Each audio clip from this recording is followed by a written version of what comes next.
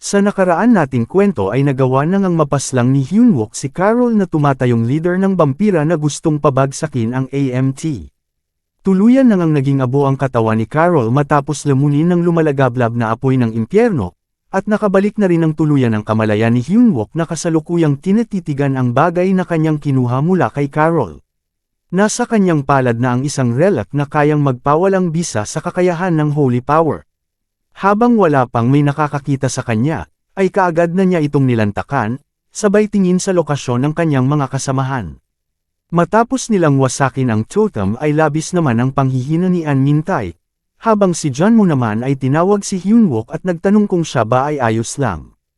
Hindi naman siya sumagot sa tanong ni Jeonmo, sa halip siya ay napangiti na lang ng kanyang nakita na nasa maayos lang din na kalagayan ang kanyang mga kasama. Binati naman siya ng sistema matapos niyang lantakan ang relic ng fallen angel na kung tawagin ay Gregory Azazel, at ang epekto nito pagkatapos ma-absorb ay hindi pa matukoy. Dahil hindi pa tapos ang laban, ay kanya nang sinabi sa kanila Jeonmo na ang leader ng mga sumalakay sa kanila ay napaslang na, at dapat na silang sumali sa kanilang platoon leader, dahil maya-maya lang ay magigising na ang boss monster. Subalit siya ay nagulat nang nakaramdam siya ng panghihina sa kanyang katawan, at bigla na lang siyang napasuka ng dugo. Hanggang sa siya ay napaluhod at nakaramdam ng matinding pananakit sa kanyang katawan. Pumasok sa kanyang isipan ang lahat ng kanyang ginawa, at ang mga kakaibang nangyari sa kanyang katawan, nang siya ay nakikipaglaban. At siya ay napamura sabay tanong sa sarili na kung masyado ba niyang naitulak sa hangganan ang kanyang katawan pagkatapos ng lahat. Hindi pa umaayon dito ang pagkakataon, dahil ang boss monster ay nagawa ng magising, kasabay ng kanyang panghihina. Subalit wala siyang oras para intindihin ang kanyang nararamdaman, sa halip ay kanya nang kinontrol pabalik sa kanya ang kanyang sibat. At mabilis nang inutos sa kanila Jeonmo na dapat na silang umalis kaagad sa kanilang kasalukuyang kinaroroonan. Ramdam ang kanyang presensya ay kaagad na siyang inatake ng dambuhalang haunted armor, kung saan ay kanya nang inihahanda ang kanyang sibat upang ito ay pigilan. Nakikita naman ni Jeonmo na nasa delikadong sitwasyon na ang kanilang kapitan, kaya mabilis na siyang tumakbo patungo dito, upang ito ay tulungan. Bakas sa kanyang mukha ang labis na pagkabahala, ngunit wala na siyang magagawa, dahil hindi na rin niya ito magagawang iwasan, kaya kanya nang ginamit ang indomitable steel body at subukan itong pigilan.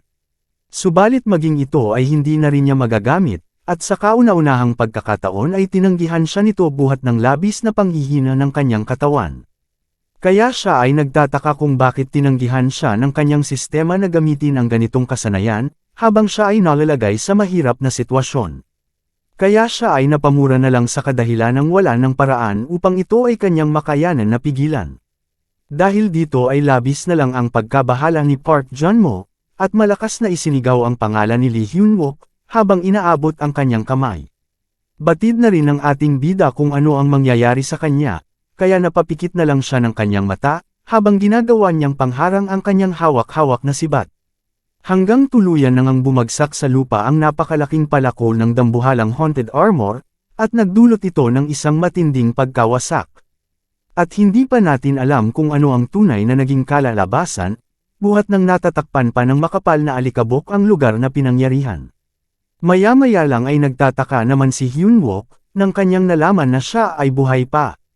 Maging ang napakalaking palakol ay sa tabi lang niya tumama, kaya siya ay naguluhan at hindi na nakapagsalita.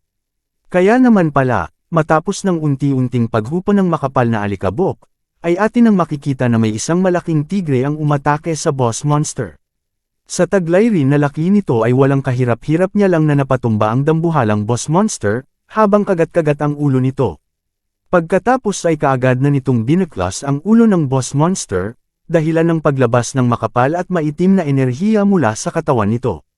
Kaya silang dalawa ay nagtataka sa kanilang nasaksihan, dahil dito ay nagawang makaligtas ng ating bida, kaya ang kwento ay tuloy-tuloy pa, dahil hindi pa dito magtatapos ang kanyang kabanata.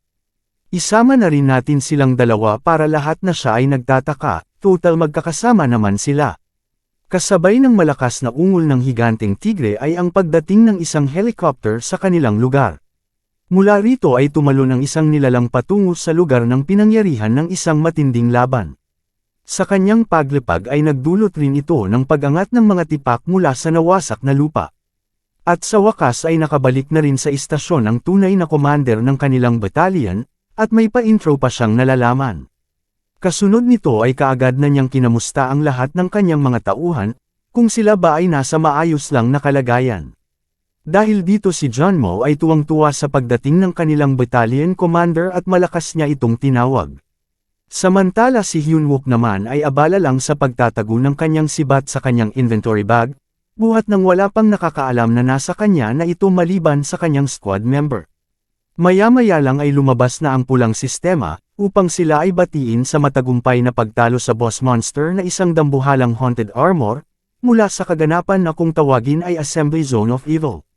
At ang higanting tigre na ito ay ang wild beast droid ng battalion commander na si Kim Kang-sok na isang Mountain King. Kanyang sinabi na buti na lang ay hindi pa huli ang lahat, at nagawa niya pang maabutan at mailigtas ang buhay ng ating bida, kaya ang kwento natin ay magpapatuloy pa. Samantala si Hyunwook ay patuloy lang sa kanyang ginagawang paghahanap ng mga bagay, na makakatulong sa kanyang paglakas na nasa loob ng totem, kaya kanya na itong winasak at ginamit ang kanyang kasanayan na metal control at kinuha na ang mga ito. Pagkalipas ng ilang sandali at tinawag na siya ng battalion commander, kung saan ay mabilis naman siyang tumugon at itinaas na ang kanyang kamay na hawak-hawak na ang mga bagay na kanyang nakuha mula sa totem. Sinabi ng battalion commander kay Hyunwook, na pagkatapos kitang mabigyan ng pahintulot sa pag-access ng battalion armory, ngunit hindi ko inaasahan na ililipat mo ang buong armory kasama mo, habang tinatitigan lang ni Hyunwook ang dalawang medalyon. Dagdag pa ng battalion commander na parang naresolba na rin ang insidente ng terorismo sa batalyon sa ngayon, kaya kailangan ko ng isang maikling report. Hindi naman kaagad na tumugon dito si Hyunwook buhat nang nagmamadali itong Lantokon ang nakuha niyang medalyon. Kung saan ay binati naman siya ng kanyang sistema sa matagumpay na pagkonsumo ng Devil's Medal na tinatawag na Legion, na may hindi pa matukoy na epekto. Pagkatapos ay tumayo na siya ng matuwid at humarap sa battalion commander. At mabilis na nagbigay pugay sabay sabi na ang insidente ng terorismo, kabilang ang Anti-Demon Brigade 1st Battalion, ay planadong inatake ng 5 manlalaro. Ang 4 sa kanila ay namatay, samantala ang isa naman ay nahuling buhay. Habang nangyayari ang proseso, karamihan sa mga opisyal ng militar ay nawala. Ang hindi lang nila alam na pinaslang na ni Youngjun ang mga ito sa pangalawang pagkakataon. Kaya napatingala na lang siya, at naiinis na iniisip. Kung ito ba ay maituturing din na isang pagsuway. Dagdag pa ni Hyunwook na kailangan din naming suriin ang mga namatay sa mga ordinaryong sundalo. Ngunit ang lahat ng mga natitirang mga halimaw, ay inaasahan na malapit ng maasikaso ng mga battalion personnel. Sa makatuwid, sa oras ng 6:30, aming iniuulat na ang Battalion Anti-Terror Defense ay nagtagumpay. Tinitigan siya ng battalion commander at sinabi na ang kanyang mga ulat sa misyon ay palaging puno ng mga bagay na gusto niyang marinig, nang bahagyang napapangiti. Pagkarinig ni John Mo sa mga sinabi ni Hyunwook ay bigla na lang siyang napaupo, sabay tanong na kung talaga bang tapos na ito sa ngayon. Ngunit siya ay nagtataka na napapatingala, dahil dapat sa ngayon ang araw ay tumataas na. At kanyang itinuro ang kalangitan habang nagtatanong na kung bakit ito ay nanatili pa ring madilim, kung saan ay nagtataka rin itong tinignan ng battalion commander. Maya-maya lang ay muling tinawag ni Hyunwook ang pansin ng battalion commander, at nagtataka naman itong lumingon sa kanya. Wika ni Hyunwook, na sa kasamaang palad, sa oras na ito ay may dapat kang marinig na isang report na maaring hindi mo magustuhan. Kung saan ay nagulat naman ang battalion commander at hindi na niyang nagawang makapagsalita. Ipinaliwanag ni Hyunwook na kung huhusgahan ang bilang ng mga gate sa kapaligiran ng Seoul noong kinuha ko ang pagkuman. Parang ang insidente ng terorismo sa batalyon, at ang kaganapan ng Assembly Zone of Evil ay isang paninimula pa lang. Ang kanilang totoong layunin ay ang magpasimula ng pang-4 na alon, na labis na kinakatakutan ng sangkatauhan. At ang kanilang panimulang lokasyon ay dito mismo sa Seoul. Ang Wave, ay ang pinakamasamang sakuna na ipinapakilala sa larong ito. Ang pagkuyog ng mga halimaw ay katulad ng isang napakalaking alon na kinukuha ang mga tahanan ng mga tao, at binabago ang mga lupain sa isang ganap na pagkakaiba ng ibang makamundong kapaligiran sa pamamagitan ng pagkasira nito. Hindi katulad ng unlucky event na isang kompletong paghihiwalay, kung saan ang pagpasok at paglabas dito ay imposible. Kaya ang kanyang mga kasama ay napatulala na lang sa mga makapanindig balahibong impormasyon na kanilang nalaman. Maging ang battalion commander ay nanggagalaiti na lang ng kanyang napagtanto na simula't umpisa ay may ibang layunin pala ang mga ito. Wala nang sinayang na sandali ay kaagad na niyang inutusan ang lahat na bumalik na sa kanilang battalion at maghanda para sa isang muling pagpupulong, at kanyang inatasan si Hyunwook na mamahala sa gagawin nilang paghahanda. Subalit hindi na nakasagot rito si Hyunwook, buhat nang bigla na lang nang inig ang kanyang buong katawan, at siya ay namimilipit sa sakit. Kaya naman pala ang kanyang sistema ay muli na namang nagbigay ng babala, na siya ay nasa kalagitnaan ng pagtunaw sa kanyang nilantakan na Devil's Medal, ang Legion. Kung saan ang signal core ay nabubuo na sa kanyang nervous system, na kasalukuyang nasa 1% pa lang. At ang matinding sakit ay kanyang mararanasan na kasama sa proseso, ngunit sa estado ngayon ng kanyang katawan ay mas lalo pa siyang mahihirapan sa pagtitiis ng sakit. Dahil dito ay bigla na lang siyang natamba mula sa kanyang kinatatayuan. Kaya labis na lang ang pag-aalala ng battalion commander, at kanya itong tinawag at kinumusta, maging si John Mo ay napatayo na rin sa labis na pagkabahala, sabay tawag sa pangalan ng kanilang kapitan. Subalit kahit anong tawag pa nila sa pangalan ng ating bida ay nabigulang sila na makarinig ng sagot mula kay Hyunwook, buhat ng ito ay tuluyan ng bumagsak sa lupa at nawalan na ng malay. Habang siya ay nagpapahinga at wala naman tayong ginagawa, ay balikan na muna natin ang mga naging kaganapan sa kanyang buhay sa nakaraan, kung saan ay itinaas ni Young Jun ang kanyang kamay. Sabay tawag sa kanya na team leader, at ito ay nagtanong na kung paano siya kasigurado na ang ikalimang alon ay magsisimula sa Singapore. Sa panahong ito, sila ay nagpupulong tungkol sa susunod na mga mangyayari sa loob ng kanilang kampo. Ayon sa kanya ito ay masyadong simple lang, habang seryosong nakatingin sa kanyang mga kasama. Ang unang alon ay naganap sa California. Ang pangalawang alon ay nangyari naman sa Shanghai. Ang pangatlong alon ay sa teritoryo naman ng Berlin. At ang pang-apat na alon ay nagdulot naman ng matinding pagkawasak sa buong rehiyon ng Seoul. Ang tanging karaniwan na kadahilanan sa mga lugar kung saan nangyayari ang mga alon ay ito, ang dalas ng mataas na antas ng mga paglitaw ng gate sa mga kalapit na lugar ay tumaas sa 3 buwan bago ang alon, na parang lahat sila ay nag-iipon ng kapangyarihan, upang ito ay pasabugan ng sabay-sabay. Sumagot naman si Lee Min-hee na kanilang ipagpalagay na alam na nila ang pinanggagalingan ng mga alon ng mas maaga, ano naman ang susunod nilang gagawin na hakbang. At paano naman ang tungkol sa mga traidor na humaharang sa kanilang daan? Wala silang sapat na mga equipment at mga supply. Tugon naman ni Hyunwook na totoo nga na ang mga traidor ay malalakas, at armado sila ng mga malalakas na kagamitan. Dagdag pa niya na sa panahon ng ika-4 na alon ay nagawa nilang mapigilan ang mythic grade item na Mistilty na ginamit ng mga kalaban, at lahat ng ito ay salamat sa mga nagsakripisyo ng kanilang mga buhay, tulad ni Lee Sang-yoon, Han Tae-san, Choi Jung-chol, Kim Kang-sok at Steve Marin. At nanggagalaiti niyang sinabi na ang mga traidor na iyon ay napakabigat, dahil kaya nilang mag-udyok ng mga sakuna na tinatawag na alon. Sa kadahilanang maaari silang lumikha ng alon na isang harang, at pumapaslang ng sangkatauhan upang makakuha sila ng XP, at makakolekta ng mga gantimpala para maging malakas. Pasigaw niyang sinabi sa lahat na sapagkat ngayon ito ay magiging ibang kwento na, at alam na nila kung saan ang susunod na target. Sa halip na maglaro sila sa kamay ng mga traidor, ay magagawa na nilang makapaghanda at lumaban pabalik, at iyon lang ang magbibigay sa kanila ng rason upang gumawa ng isang aksyon, para protektahan ang sangkatauhan. Ang kanilang pagpupulong ay naganap sa nakaraang base ng mga huling lumalaban na hukbo ng sangkatauhan na pinamumunuan ni Lee Hyunwook. Pagkatapos ng kanilang pagpupulong, ay may isang nilalang na lumalapit sa kanilang tinutuluyan. At ang mga nagbabantay sa pasukan ay kaagad nang naghanda ng kanilang mahika, upang pigilan ang misteryosong nilalang na gustong pumasok sa kanilang teritoryo.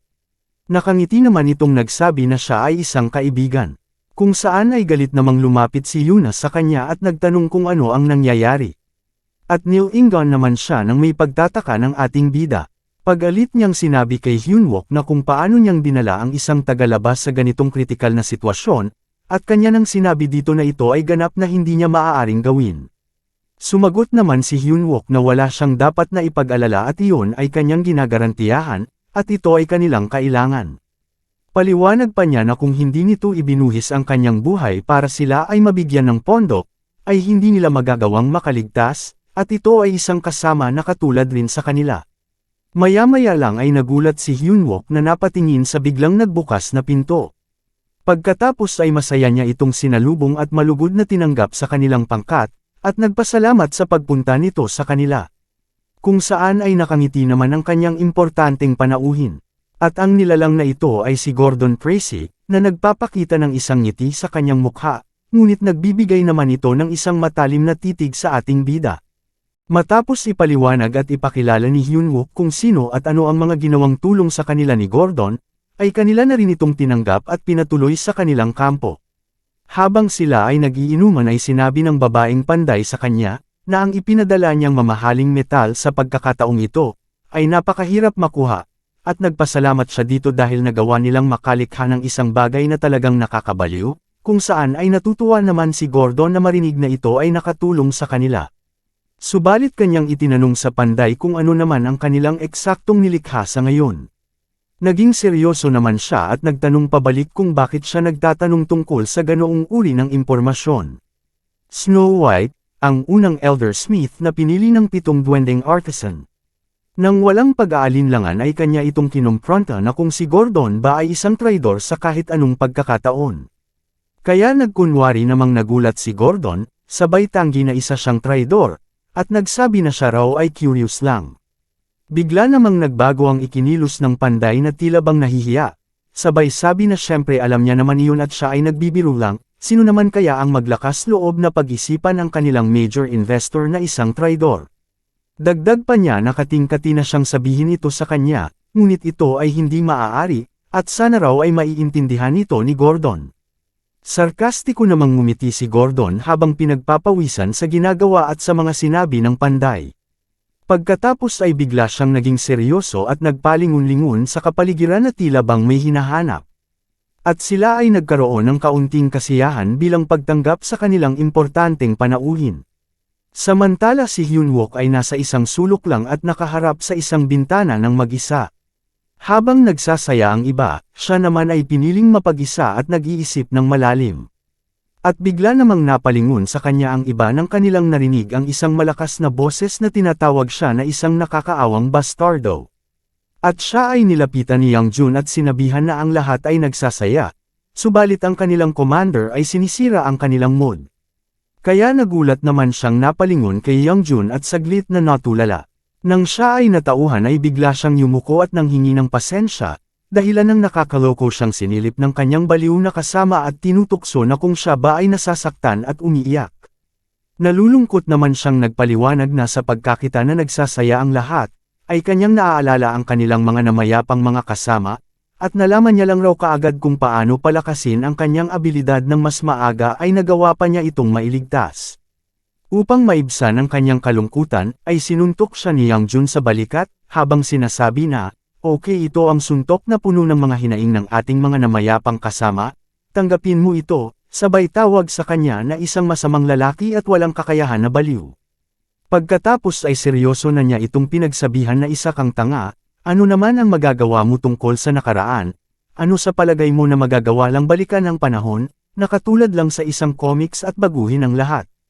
Tignan mo kung ano ang iyong mga nagawa sa kasalukuyan, ang mga taong nailigtas ng iyong kakayahan, at kung hindi dahil sa iyo ang mga mages ng Warp Team ay sasabog na sana sa frontline.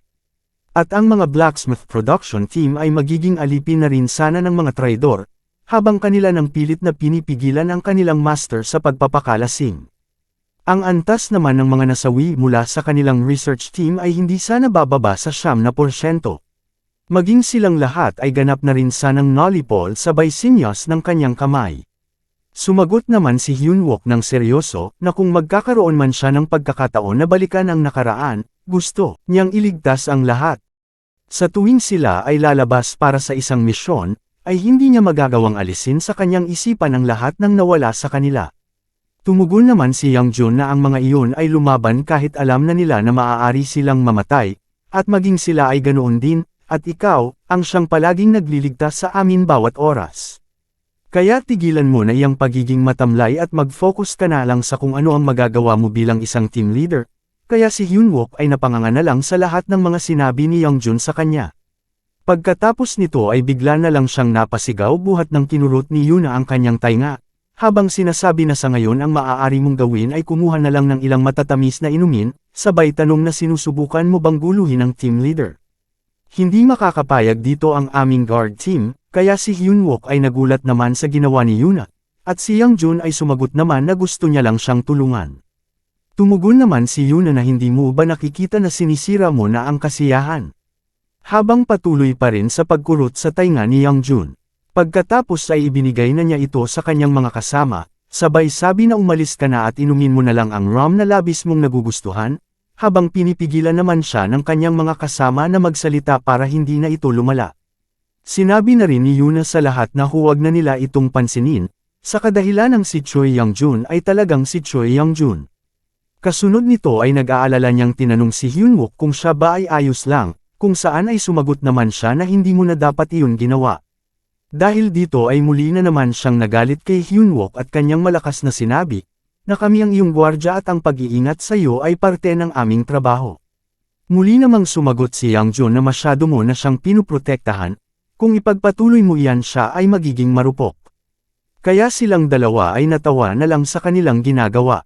Maging silang lahat ay nagsitawanan buhat ng masayang eksena na kanilang nakita. Si Gordon naman ay napasabi na lang kay Lee Min-hee na sila ay talagang mahigpit ang magkakadikit sa isa't isa, kung saan tumugon naman si Lee Min-hee na sa tingin ko parang ganoon nga talaga kami. Pagkatapos ay nagulat na lang si Lee Min-hee na bigla na siyang umalis habang sinasabi, na ang sarap nilang tignan kahit na siya ay hindi masyadong komportable.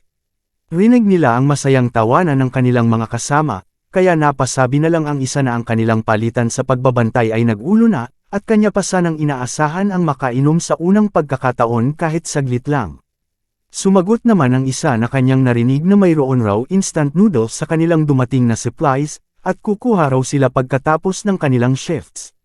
Natigil ang kanilang pag-uusap ng kanilang nakita na lumabas si Gordon mula sa kanilang base. Kaagad naman siyang tinanong ng nakaasol na kung saan naman siya pupunta. Ang kanyang tanging sagot ay nakikita niyo ba na tapos na ang aking papel dito, kaya pwede na rin kayong magpahinga. Nagtataka naman siya sa sinagot ni Gordon nang hindi niya namamaliin ang halimaw na pasekretong lumalabas sa kanyang likuran. At silang dalawa ay kaagad nang binawian ng buhay ng hindi man lang nakakalaban, habang si Gordon ay nakangiti lang na nagsasabi na sa araw na ito ay matatapos na rin ang inyong mga papel. Hanggang sa dumami na ang mga halimaw na bigla na lang nagsilabasan at nagwawala na sa kanilang pinagtatagwan. Ang mga ito ay nagawa ng makapasok sa kanilang basement ng walang kahirap-hirap, at bawat makikita nilang mga tao ay hindi na nakakaligtas. Samantala ang isa nilang kasama ay nagawa pang makapagtago, habang natatakot na hinahawakan ang kanyang radyo.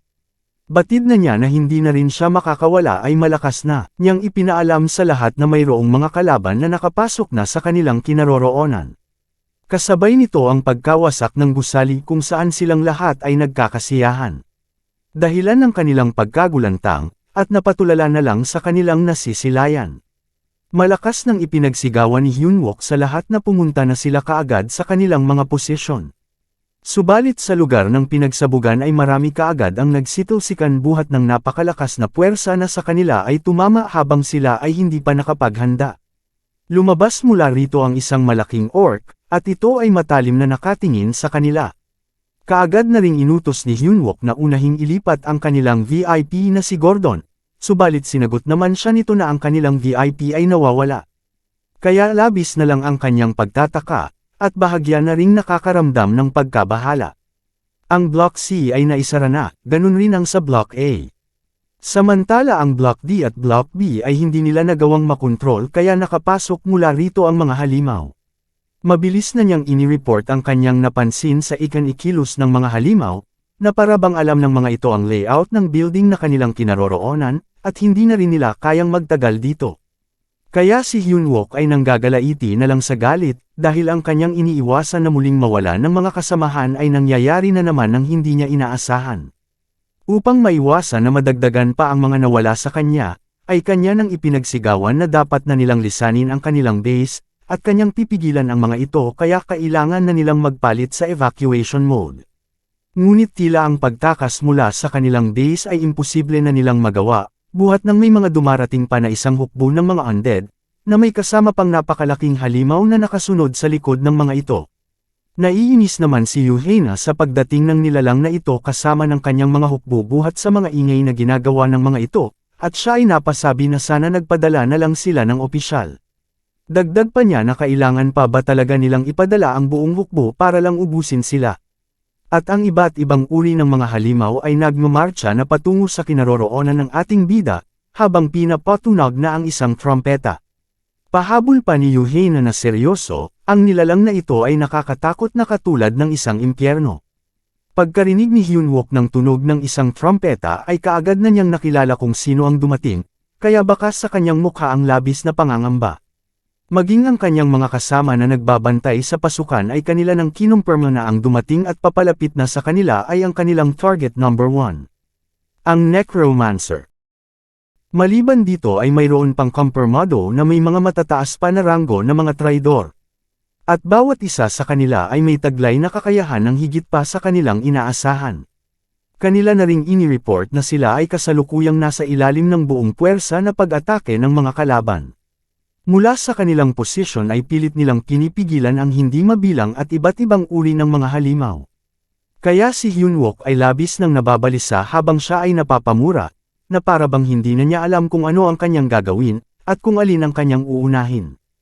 Habang siya ay naguguluhan na sa mga nangyayari sa kanila, dumagdag pa itong kakapasok lang na ulat sa kanya, na ang search team kasama ng warp team ay papunta na sa lokasyon ng target number 1, kung saan ay muli na naman siyang napamura, at kanyang sinabi na kung ano ba ang kanilang ginagawa, bilasan na nila at bumalik na kaagad.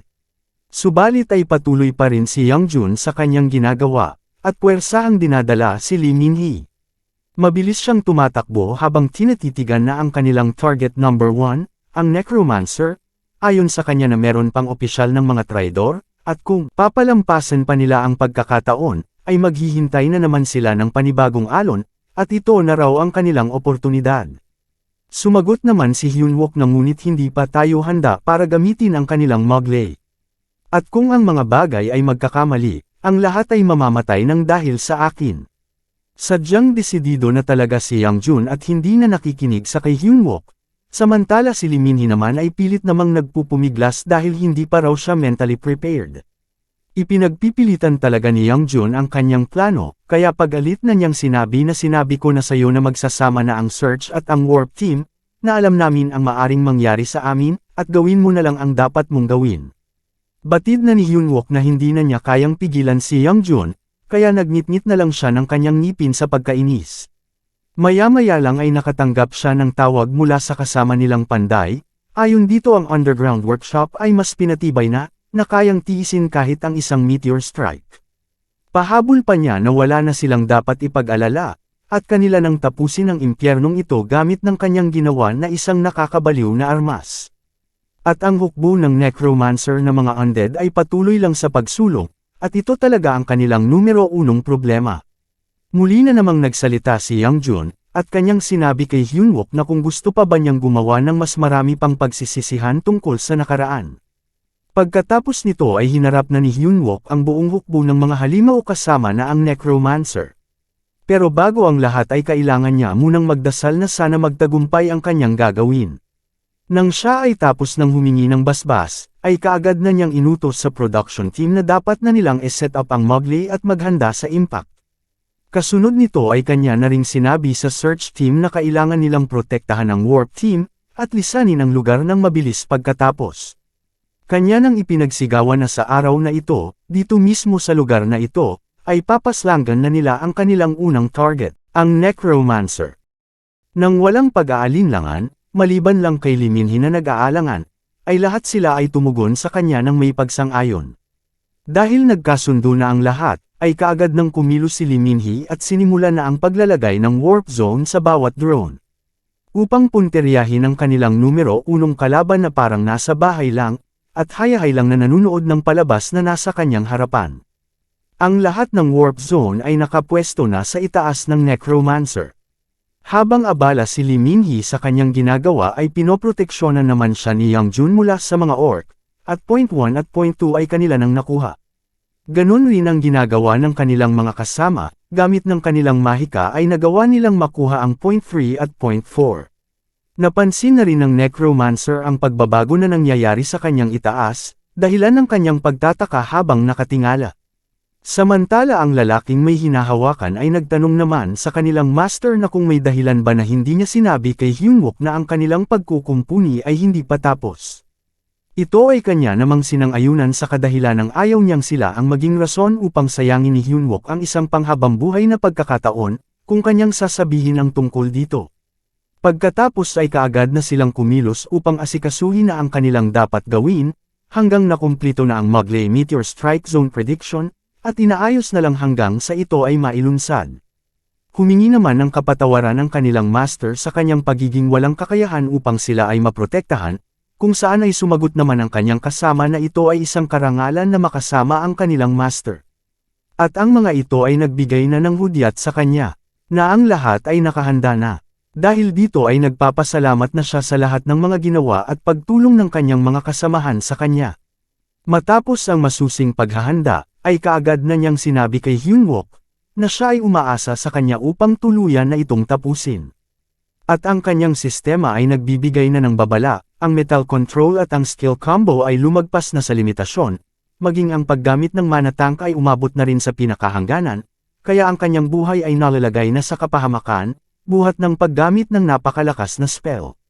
Subalit wala na siyang pakialam, dahil sa isang pagkakamali lang ay buhay naman ng kanyang mga kasamahan ang magiging kabayaran, kaya nakasalalay sa kanyang mga kamay ang kanilang mga buhay. At ang malakas na enerhiya ay unti-unti nang lumalabas mula sa pinagsamang mga warp zone. Ramdam na ng Necromancer ang napakatinding pressure na nagmumula sa kanyang itaas, ay napatayo at napatingala upang titigan ng mabuti ang bagay na papalapit na sa kanya. Ito ay walang iba kundi ay isang napakalaki at nagbabaga na espada, habang ito ay mabilis nang bumubulusok sa kanya. Kanyang nasabi sa sarili na ang isang tira na ito ay ang magpoprotekta sa kanilang lahat, kaya hindi na dapat pang ito ay masayang. Gamit ng kanyang buong lakas ay kaagad na niyang ibinagsak ang napakalaking espada na kanilang tinatawag na Mugly. Kaya ang kaninang nababalot ng kadiliman at nakakatakot na mukha, ngayon ay lumiwanag at naging maamo na, habang ito ay natutulala na parabang nakakita ng isang anghel na bumababa. Hanggang sa tuluyan nang ang bumagsak sa kanyang kinaroroonan ang napakalaking espada, at ito ay nagpalabas na ng matinding enerhiya na bumulabog sa lahat. At ang lahat ng mga halimaw sa paligid ay hindi na nakawala. Maging sa kanilang lokasyon ay ramdam pa rin ang napakalakas na bug zone ng enerhiya, dahilan ng sila ay napadepensa upang labanan ang mabigat na puwersa. Ang pag-ataking ito ay nagdulot ng pangmalawakang pagkawasak, at ang lahat ng nakapalibot dito ay tuluyan ng nasira, at tanging alikabok na may nagbabagang apoy na lang at ang napakalaking espada ang nakikita nating nakatayo sa gitna.